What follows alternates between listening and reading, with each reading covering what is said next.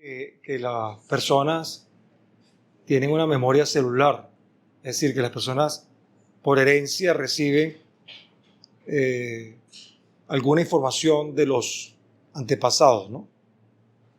Entonces, quién sabe si en alguna parte genética, biológica de Carmen Delia Bencomo hay algún elemento que ya, un gen literario o poético.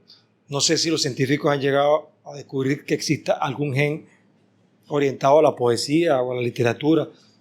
Probablemente sí. Un gen que esté vinculado con la creación, con la imaginación, con la fantasía. Seguramente debe haber algún elemento, porque el ser humano pues, es muy complejo, no es un ser vivo, digamos, como las plantas o como algunos animales, sino que tiene un elemento que trasciende lo real, o sea, construye la realidad con sus propias fantasías. Entonces, quién sabe si probablemente Carmen Delia tenía algún gen vinculado con eso, ¿no? Ahora, lo que sí está claro en la historia que yo conozco de Carmen Delia es que mi abuela, Delia Barrios de Bencomo, o sea, la esposa de mi abuelo Francisco Bencomo, a quienes los nietos llamábamos Mama Yeya, o sea, Delia era una señora, mi abuela, bueno, cargada de muchas herramientas poéticas. Y mi mamá pues siempre lo sostenía, lo contaba. Y bueno, también mi mamá tenía la inquietud de que su papá pues no era igual que su mamá. Pasa en toda la familia, pues los padres no son iguales. Y mi abuelo era campesino que viajaba, casi nunca estaba en la casa, y la que se quedaba con los hijos era mi abuela, pues, Delia, Amayella.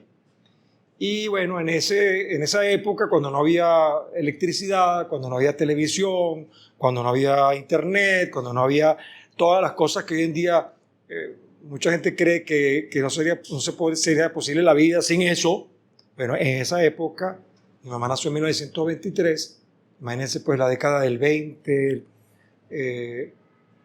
aquí en Venezuela estaba gobernando Gómez, un dictador, en una época donde apenas comenzaba la explotación petrolera, un país pobre, obviamente pues en Mérida y bien adentro de Mérida eran más pobres todavía, entonces bueno, había que valerse de mucha fantasía para poder aguantar la realidad, o sea, construir una realidad poética, una realidad donde uno se sintiera en congruencia con el entorno. Entonces mi abuela parece que teniendo 6 hijos, sola, relativamente sola, tenía que valerse de recursos que no era la televisión, ni la internet, ni los celulares, ni nada de eso, para que los hijos se mantuvieran alineados, pues, como toda madre quiere que sus hijos estén, ¿verdad?, cohesionados y que se porten bien. Entonces, para eso, seguramente, como cuenta mi mamá, mi abuela inventaba cosas. Adivinanzas, charadas, cuentos, leía. Mi abuela era muy lectora. Los ponía a jugar, les inventaba cosas.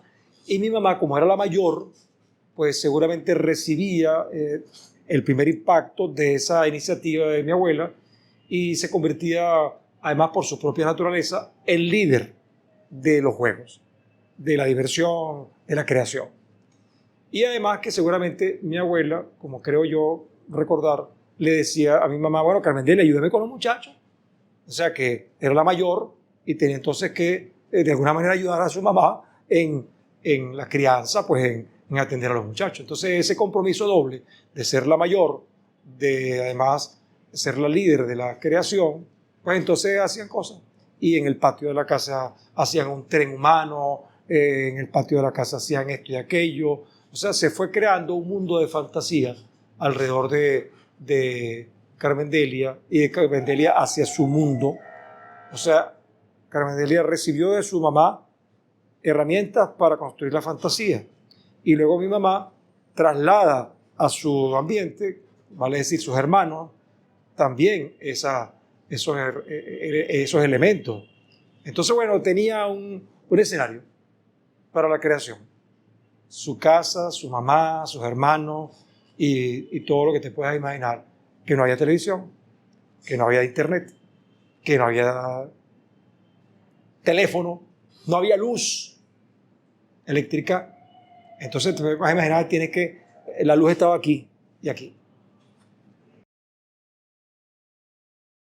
No solamente descendientes, sino también gente que estaba vinculada con ella familiarmente, aunque no sean familia de sangre. O sea, nosotros somos 3 hermanos. Rubén Darío, fíjate, el nombre de Rubén Darío es un nombre que recuerda a un gran escritor latinoamericano. Mi hermano mayor. Después viene Raúl y después vengo yo. Los 3, por alguna razón, tenemos algo que heredamos aparte de la sangre y todo lo que significa heredar de un ser, algún elemento que nos ha servido para nuestra vida. Por ejemplo, Rubén Darío, aunque no es, digamos, un poeta ni un escritor, es un gran lector. Entonces Rubén Darío, cuando tú hablas con él, es muy raro que él no te siga la conversación de cualquier tema. O sea, él sabe algo o mucho de muchas cosas. O sea, que es un gran lector, un gran conocedor y además se ha convertido en una persona con sabiduría, pues, porque la gente con humildad y con conocimiento está muy cerca de ser sabio. Y además, Rubén Darío ha desarrollado el ajedrez como una herramienta de vida. Entonces él es profesor de ajedrez, lo que llaman alfabetizador de los niños en el juego del ajedrez. Él cree que es muy importante eso y yo también estoy de acuerdo con él. Él me enseñó a jugar ajedrez a mí. Entonces, bueno, Rubén Darío tiene eso y otras cosas más que pudiéramos hablar. Él no se imagina que yo estoy hablando de él de esta manera. Me gustaría que él lo viera porque tenemos tiempo que no hablamos. Raúl es periodista y es periodista porque mi mamá prácticamente lo llevó. No digo lo obligó, pero en cierto modo sí. Porque Raúl de repente era, digamos, en la adolescencia no estaba quizás muy claro sobre lo que quería hacer, como la mayoría de los adolescentes. Y entonces no quería estudiar, que no sé, no tenía una disciplina clara.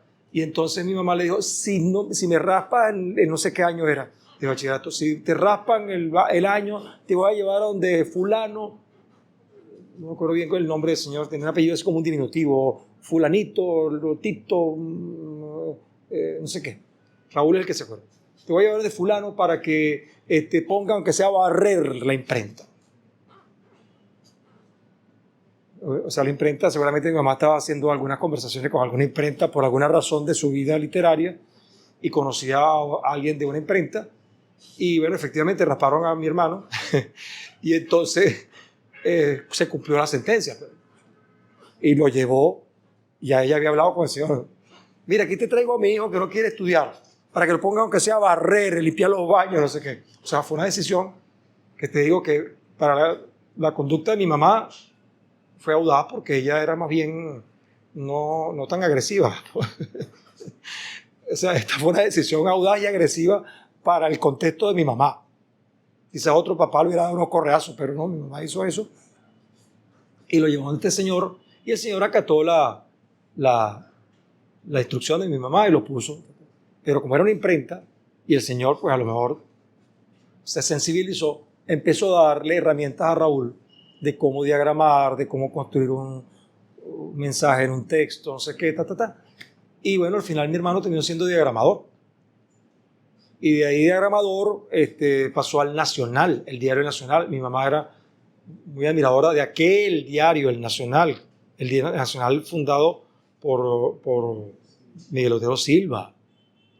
O sea, era un periódico de mucho peso. El Otero Silva era amigo de Pablo Neruda, de García Márquez. O sea, era un periódico que era dirigido por un personaje especial. Lamentablemente su hijo, algunos de sus descendientes de Miguel Otero Silva no han logrado aproximarse ni siquiera un poquito al nivel ético de Miguel Otero Silva, y mucho menos literario. Pero entonces, resulta que mi mamá trabajó en el Nacional, mi mamá orgullosa de eso, y en el Nacional, en un proceso de, digamos, de transformaciones propias de la empresa, tecnologías, entonces empezaron a darle inducción al personal, y mi hermano entró en ese proceso de inducción para desarrollar destrezas, digamos, informáticas, pues, o sea, computadoras, llegaron las computadoras, y él diagramaba era a mano, después tuvo que aprender las nociones de informática para poder diagramar vía computadora, pues. Entonces él estuvo luchando mucho, y en ese proceso también venía el proceso de asimilación de los periodistas, de las personas que trabajaban en el mundo del periodismo, porque se creó el Colegio Nacional de Periodistas, la carrera de licenciado en Comunicación Social en las universidades, la ley del ejercicio del periodismo, y entonces Raúl, como ya tenía años trabajando en eso, lo asimilaron como periodista. O sea, él no tuvo que ir a la universidad porque ya tenía formación en la vida. Entonces él es periodista, de esos periodistas que entraron en ese. Entonces mi hermano después entonces se dedicó también a otras cosas y llegó a estar muy aliado de Carmen Delia, de mi mamá, para muchas cosas, para muchos proyectos de mi mamá, porque claro, como él tenía esa habilidad editorial, entonces llamaba a Raúl, ayúdame con esto, Raúl, ayúdame. Entonces Raúl participó y ha participado mucho en las cosas que mi mamá le pedía que hiciera. Y bueno, yo soy periodista. Seguramente no es gratuito, seguramente no es casual, seguramente está muy vinculado con las cosas que yo recibí de Carmen Delia, y de verdad que lamento no tener la estatura literaria, intelectual de Carmen Delia. Mis destrezas no son justamente las que ella tenía para la poesía, para el cuento, para la novela, para la literatura. Mis destrezas son otras, pero estoy seguro de que ella es responsable de las pocas cosas que yo sé hacer en el mundo de la palabra, en el mundo del mensaje. Entonces, agradezco a Carmen Delia que me haya inducido de alguna manera a tratar de encontrar en mis capacidades, herramientas para yo construir mensajes, o sea, para tratar de construir mensajes y que el mensaje pueda ser útil para la sociedad. Porque el mensaje, si no está destinado a que otras personas sean mejores personas, entonces mejor no digas nada. Hay una expresión que yo, y me disculpan quizás la trivialidad, pero yo fui muy admirador de una serie de televisión llamada Kung Fu, con David Carradine. Pero en una de las partes me llamó la atención porque el maestro le dice al pequeño saltamontes, que era como le decían al aprendiz, maestro, que si una persona me agrede y me dice, me ofende y no sé qué debería hacer yo para enfrentar eso? Y el maestro, que era ciego, por cierto, ciego de los ojos, porque él tenía una gran visión, el viejo, él le dice, mire, pequeño saltamontes, cuando las palabras no son mejores que el silencio, es mejor callar. Yo soy de las personas que me cuesta mucho hacerle caso al maestro del pequeño saltamontes. A veces yo digo cosas que después digo, cónchale, ¿para qué dije eso? Pero es muy importante que se sepa que el mensaje tiene que ser útil, ¿verdad? O sea, cuando tú no vas a decir algo que no sea bueno para los otros, es mejor hacer mutis, ¿verdad? Entonces, entre el mutis y el útil, yo prefiero el útil. Aunque todos sabemos que es muy difícil cuando tú recibes un mensaje contrario a lo que tú piensas, que tú no reacciones de una manera invasiva. Pero es muy importante eso. Entonces el periodista, y esto se lo digo a quienes están haciendo la entrevista, debe construir esa idea, ¿no? El mensaje que se... Y en eso Carmen Delia era especialmente, naturalmente hábil. Cualquier cosa que tú leas de Carmen Delia, esto lo pusieron aquí ellos y este es el nuevo libro que va a salir para la Filben. Esto es lo que llamaríamos en periodismo un tubazo. estoy haciendo un adelanto pues, de lo que va a hacer para la Filben. Van a presentar este libro que es un compendio de varias obras de Carmen Delia, El tiempo de la estrella. Todavía no sé quién le puso el nombre, pero está muy bien, gracias, porque muchos pensarán que Carmen Delia era una estrella, pues. Y como toda estrella, pues está iluminando. Y esta es una oportunidad de que nosotros podamos iluminarnos también, porque tiene varias cosas, es una obra selecta de las cosas de Carmen Delia. Entonces, tú no consigues, es muy difícil conseguir algo escrito por Carmen Delia, una línea que no esté destinada a hacer el bien.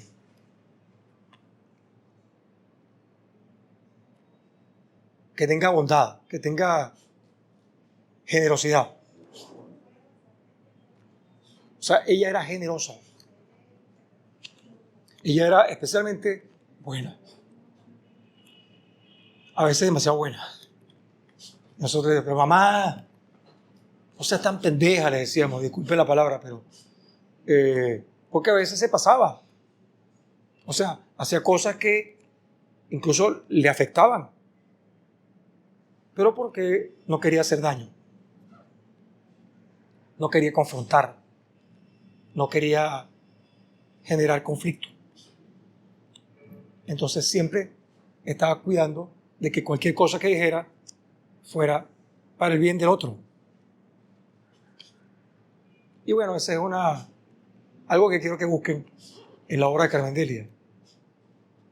Que en estos tiempos, donde hay tanta destrucción, tanta confrontación, tanto enfrentamiento entre los seres humanos, cosas como estas, palabras como estas, mensajes como estos, como yo te decía hace rato, si no son para hacer el bien, mejor no se dicen. Y Carmen Delia hizo todo lo posible porque su obra fuera para el bien. Me preguntaste sobre gente que haya recibido la influencia, el legado de Carmen Delia, y hay una persona que definitivamente es heredera especial de Carmen Delia, que es mi hija, Constanza Liz. Ella es cantante, violinista, compositora, y fue la nieta más cercana de Carmen Delia. Yo la dejaba con mi mamá y bueno, recibió todo esto de Carmen Delia, y ella hoy en día pues es una artista que justamente hace eso, dedicar su música, su canto al bien, para el bien. Y bueno, ojalá que esté con nosotros en este evento de la Filben. Estamos luchando para que así sea, porque ella interpreta algunos poemas de Carmen Delia que fueron musicalizados por el artista venezolano Enrique Hidalgo, que era admirador de Carmen Delia, que hizo una biografía mínima de Carmen Delia, y ese es un hijo de Carmen Delia que no es de sangre, pero que heredó un montón de cosas, y entre esas cosas quiso hacer una biografía y además le puso música a varios poemas. Y mi hija los interpreta, le hizo arreglos a esos poemas. Sobre todo ahorita está Paramero Soy, Paramito, o sea, yo me confundo con el nombre, pero está vinculado al páramo, al paramero, al paramito, y Constanza le hizo un arreglo espectacular de un poema de Carmen Delia, de tal manera que si hay alguien en mi entorno, en nuestro entorno, que haya recibido la mayor influencia de Carmen Delia, creo que es mi hija Constanza Liz, mi hija mayor. Lástima que mis hijos menores no la conocieron, pero estamos tratando de que la conozcan a través de nosotros, que es lo que tiene que hacer toda persona con su familia. Sí, mi mamá era ocupada porque era ocupada porque le gustaba estar ocupada. O sea, es de esas personas que no se sienten cómodas sin estar haciendo algo. ¿Me entiendes? O sea, No sé si a ustedes les pasa, pero a mí me pasa algo parecido. O sea, cuando no estoy haciendo algo útil, pues me siento inquieto. O sea, tampoco que me desespero, pero hacer algo que sea útil. Entonces, el ser útil no significa solamente estar escribiendo. Ser útil, por ejemplo, es ir a ver si los platos están sucios o si las cosas están en orden. O sea, ordenar las cosas, porque además ordenar el entorno te ayuda a ordenar la mente, digo yo, y el espíritu. Algunos dirán, no, eso es mentira, pero bueno, es un ejercicio. O sea, cuando uno ordena el entorno, de alguna manera le está diciendo al cerebro, ordena las cosas. Y eso significa ordenar la mente, ordenar el tiempo, ordenar hasta tus propias relaciones. Entonces mi mamá, bueno, sí, era ordenada, le gustaba estar siempre atareada en la casa, pero como tú me preguntas que si tenía una disciplina para escribir, sí, ella solía pararse de madrugada. A algunos no nos gustaba mucho cuando ocurría porque combinaba el pararse temprano para escribir con perolear en la cocina. ¿Entiendes? Entonces uno durmiendo, pues obviamente no era muy agradable. Entonces haciendo un café, lavando unas peroles y tal. Y bueno, y escribía. Entonces ella la madrugada la escogía para, para escribir. Y es lógico, ¿no? En la madrugada todo el mundo está durmiendo, hay más tranquilidad, más serenidad, nadie molesta, nadie está preguntando cosas, ¿entiendes? O sea, entonces creo que ella escogía la madrugada, además de que ella se acostaba temprano. Ella se acostaba como a las 9 de la noche y es como mi esposa. A los 5 minutos estaba durmiendo. Entonces, claro, si se acostaba a las 9 de la noche, ya a las 5 de la mañana ya estaba naturalmente despierta.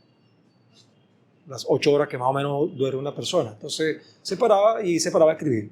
Entonces, hacía café y yo soy un heredero. Pues, si me preguntas qué heredé yo de mi mamá, es de tomar café.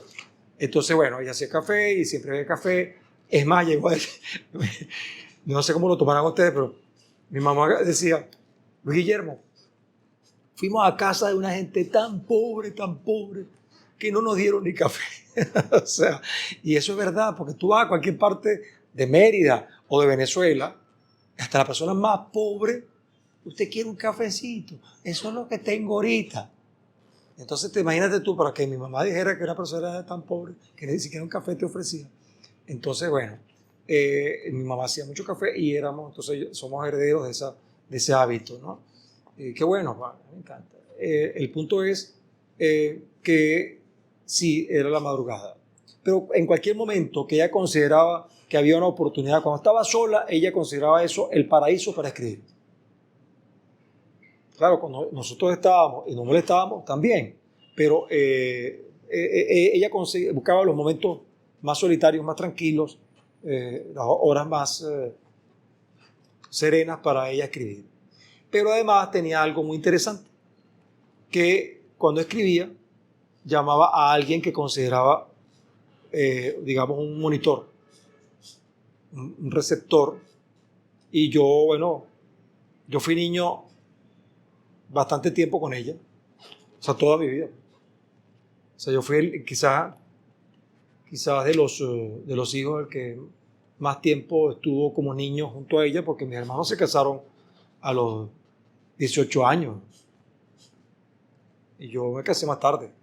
De tal manera que pude haber estado más tiempo relacionado con mi mamá, y entonces a cada rato me decía, escucha esto, ¿qué te parece esto? Y mira, el vendedor de camino, quiero un camino nuevo, ¿qué te parece? O sea, ella me buscaba, además como niño, para ver cómo reaccionaba yo. O sea, el primer niño que ella buscaba para ver cómo reaccionaba era yo. Y si no era yo, bueno, buscaba otro niño, pero generalmente era yo. Y bueno, mis hermanos también. Bueno, mis hermanos participaron en el primer libro de mi mamá, Muñequitos de Acerrín, poemas para niños. Ellos ilustraron ese libro. Y bueno, estoy seguro que mi mamá tiene que haberle leído los poemas a ellos primero, porque además ellos dibujaron los poemas. Entonces, ella buscaba siempre escuchar la reacción de la gente sobre lo que escribía. Y te escuchaba y revisaba lo que tú le decías. No me gustó esto, no me gustó aquello, o qué quisiste decir con esto. Y cuando tú le decías qué quiere decir con esto, quiere decir que lo que estaba diciendo no estaba claro. Entonces ella entendía que el mensaje tenía que... ¿No lo entendiste? No. Entonces modificaba para que el mensaje se entendiera más rápidamente, sobre todo porque eran niños. Si un niño no lo entiende, otros niños no lo van a entender. Entonces quizás yo era responsable de que ella ajustara algunas cosas. Y bueno, y así me pasaron un montón de cosas. Yo le comentaba a Ennio Tucci, por ejemplo, que lo tengo cerca aquí a la vista, que hay un libro que se llama 33 minicuentos para dormir ratones, que no sé si lo tienen por aquí, que es un libro que vamos a presentar, por cierto, en la Filben. Yo lo tengo de hace años guardado, aunque ya varias personas lo tienen, pero lo tengo guardado, tengo varias decenas de ejemplares. Ese 33 minicuentos para dormir ratones es un libro que se rescató, que estaba en manos de una persona que lo atesoraba demasiado, hasta el punto de que no permitía que se publicara.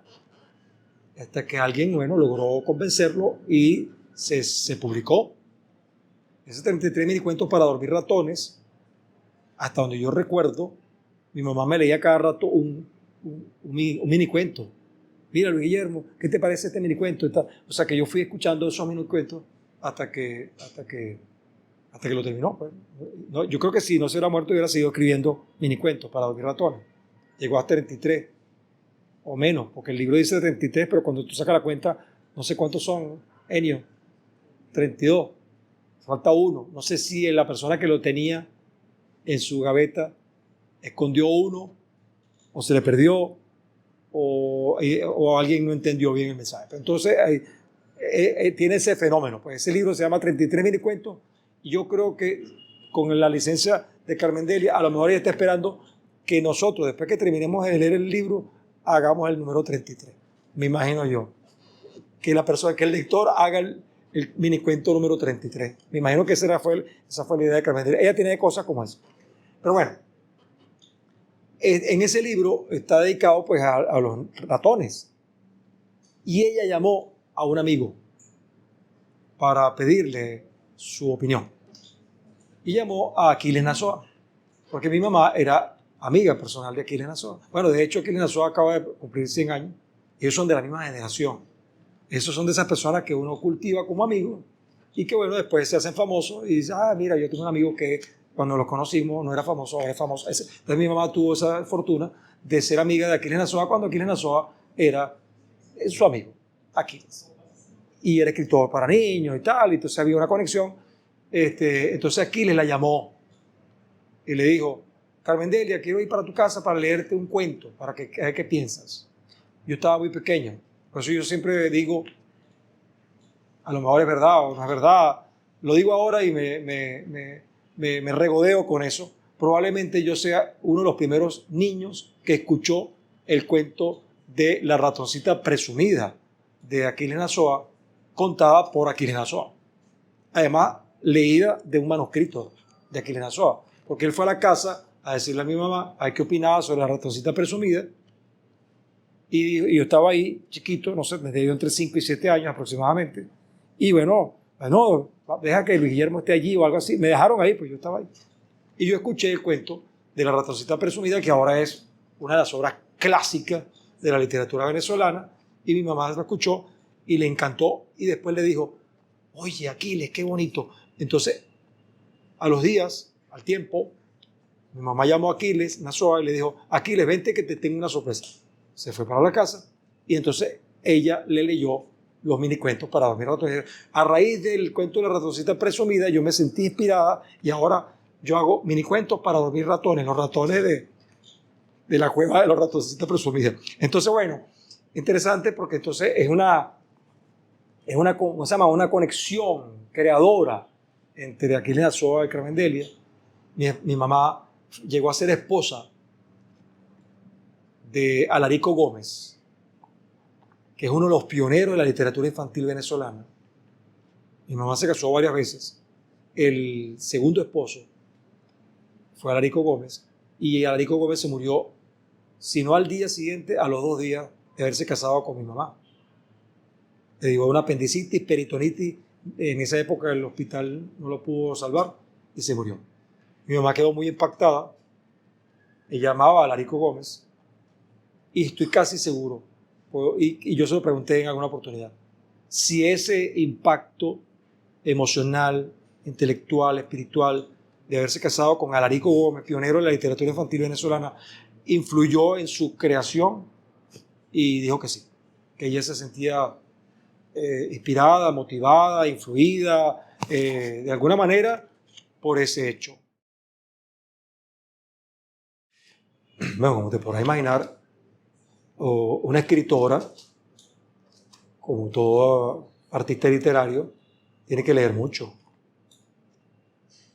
O sea,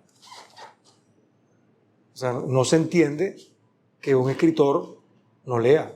O sea, para poder escribir hay que leer. Incluso, eso lo decía ella y lo dice cualquiera. Si tú quieres tener buena ortografía, lee.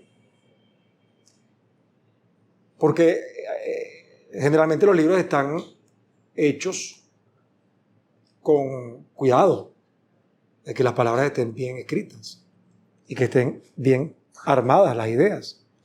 Entonces, si tú quieres construir una capacidad para escribir o para hablar o para usar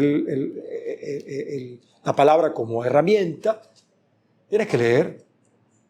Entonces mi mamá era muy lectora. Además de que les dije, no sé si en esta edición que van a hacer, los que la vean, verán cuando yo dije que mi abuela era muy lectora. Entonces esa habilidad, ese hábito de mi abuela de leer, pues obviamente fue trasladado a Carmen Delia. Mi mamá leía. Y les recuerdo además que cuando mi mamá era pequeña no había televisión ni nada de estas cosas. Entonces leer era uno de los elementos más divertidos que había, leer, porque además era lo que había. No había televisión, no había este tipo de cosas que hemos dicho, no había las herramientas que hoy en día hay, tantas opciones para divertirse, y la lectura en esa época era una opción, una de las principales opciones, si no la única en algunos casos. Entonces mi mamá era muy lectora. Ahora, ¿qué leía mi mamá? Bueno, hay un personaje que ella respetaba muchísimo, admiraba muchísimo. No estoy seguro si era por la forma de escribir o por el mensaje que transmitía. Mosca con esto, ¿no? Porque a veces tú transmites un mensaje escribiendo mal, pero transmites el mensaje.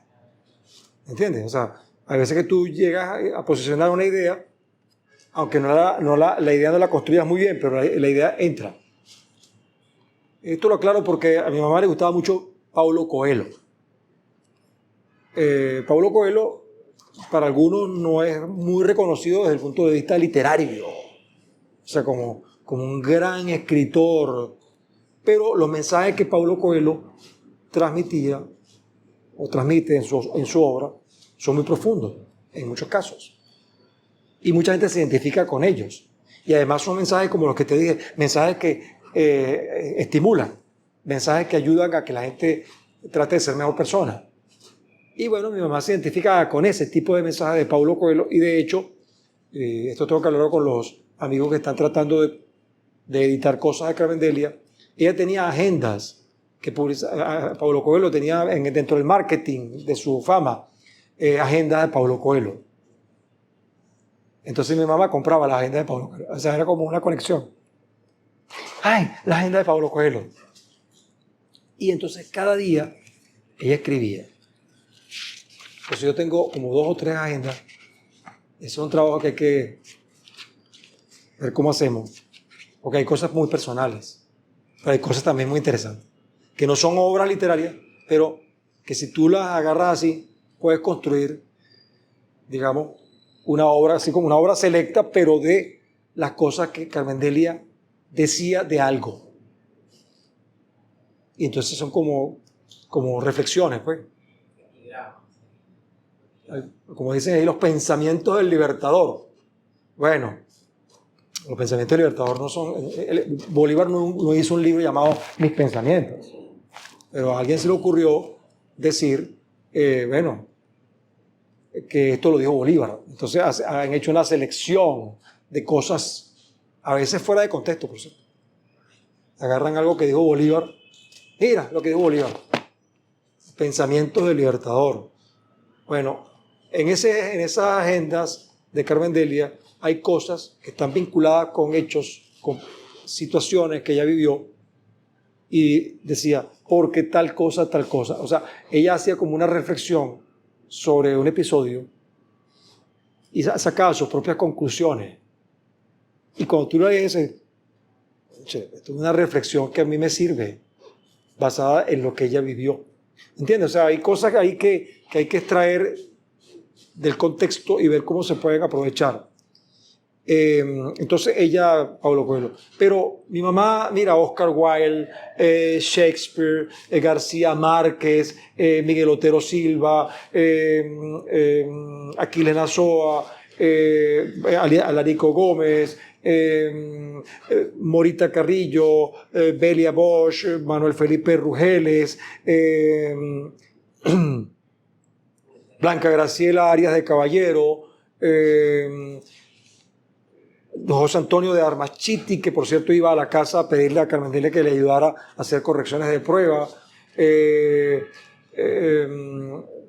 Medina, José Ramón Medina,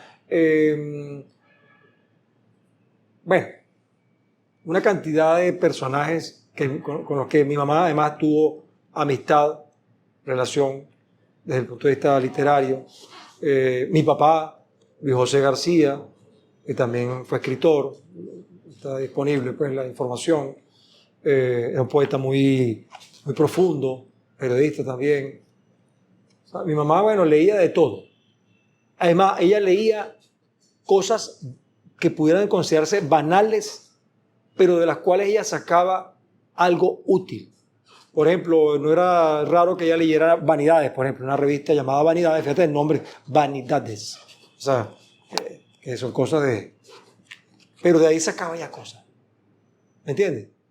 Entonces, mi mamá era una lectora, el periódico, el Nacional, era como la Biblia diaria, o sea, te repito, aquel Nacional. Ojo, porque después, yo no puedo hablar por ella, pero para mi gusto ya el Nacional fue perdiendo calidad. Pero es que además que el Nacional tenía escritores. Cuando tú buscabas el periódico El Nacional, por eso yo creo que mi mamá buscaba el Nacional, porque en cada página del Nacional había un escrito de algún escritor. Ullal Pietri, Oscar Guaramato, Cotepa Delgado, Aristides Bastida, Luis Beltrán Preto. Mi mamá era amiga de Luis Beltrán Preto Figueroa, que es otro gran escritor, no sé cuándo cumplirá 100 años, si ya lo cumplió. Lo digo porque como en el Senal están cultivando el tema de los centenarios de los artistas. Bueno, Antonio Machado le gustaba mucho a mi mamá. De hecho, cuando fuimos a España, yo tuve la suerte de que me llevara de 8 años a España.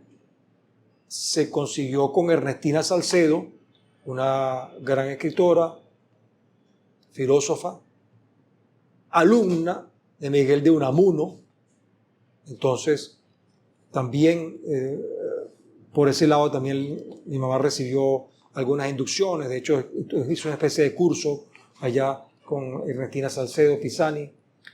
Bueno, decirte que leía mi mamá leía todo.